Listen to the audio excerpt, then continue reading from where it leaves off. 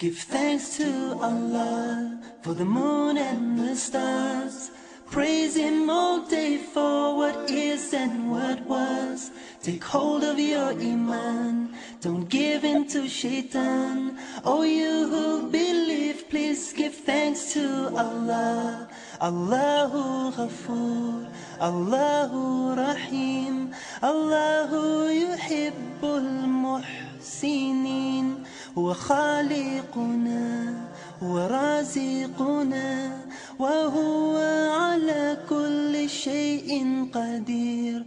Allah is Ghafoor, Allah is Rahim, Allah is the one who loves the Muhsinin. He is our creator, He is our sustainer, and He is the one who has power over all. Give thanks to Allah for the moon and the stars.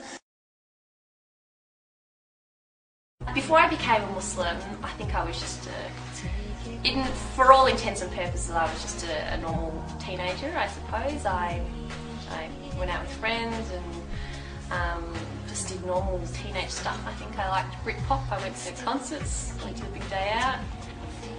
You know, I went to high school. I was really just a very normal person, and it wasn't until I got to university that I decided that I wanted to be a Muslim.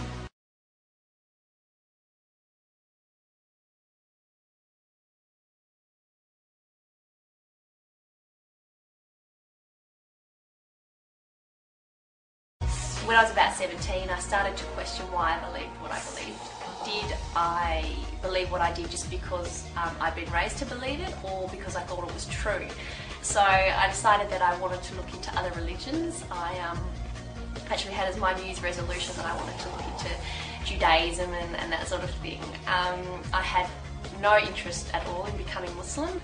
When I read about what Islam said about itself, I realised it was actually very different to what I thought. It was actually very peaceful, very egalitarian, strong emphasis on equal treatment of women, strong stance on social justice. I thought it was a very intellectual religion, yet it was also very spiritual, and that really appealed to me as well. And so after a couple of years of actually looking into it and taking it seriously, it was when I was 19 that I realised this is actually something that I really believe in. Give thanks to Allah for the moon and the stars. Praise Him all day for what is and what was. Take hold of your Iman, don't give in to Shaitan. Oh, you who believe, please give thanks to Allah. Daily life hasn't changed at all, and in other ways it's changed quite profoundly, I think.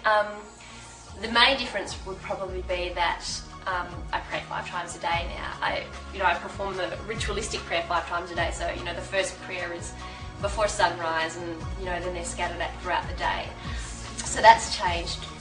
But I still feel, and obviously I wear the headscarf now, which I didn't do before I was Muslim. In other ways, I don't feel like I've changed a lot. I'm still the same person. I still crack the same stupid jokes, and I still like the same sort of things. And I've still got a lot of the same cool friends I had before, and some cool new friends that I've made since becoming Muslim, some of whom are Muslim and some aren't.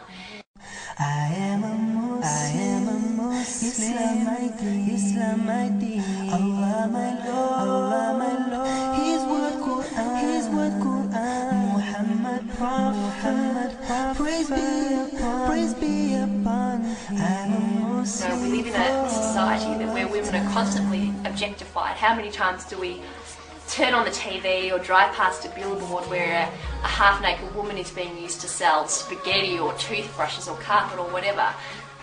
By wearing the hijab, these women are saying, I don't want to be a part of that, and I want to be taken more for my mind than the size of my chest or how long my legs are or what kind of hair I have or anything like that. God has chosen the women in this society to be the flag bearers for Islam. My husband has a beard, but people can't necessarily tell that he's Muslim, He just really sort of fits in with everybody else. But for me, as soon as someone sees me, they know that I'm Muslim, and so I'm like the flag bearer or the ambassador for Islam, and I find it really interesting that God chose women for that role and not for men. Allahu Ghafoor, Allahu Rahim, Allahu Yuhibbul Muhsinin. هو خالقنا هو رازقنا وهو على كل I think there certainly شيء are stereotypes قدير. of Muslims. You know, people will assume that I'm oppressed or that I don't speak English or that sort of thing, or assume that my husband is a terrorist or whatever.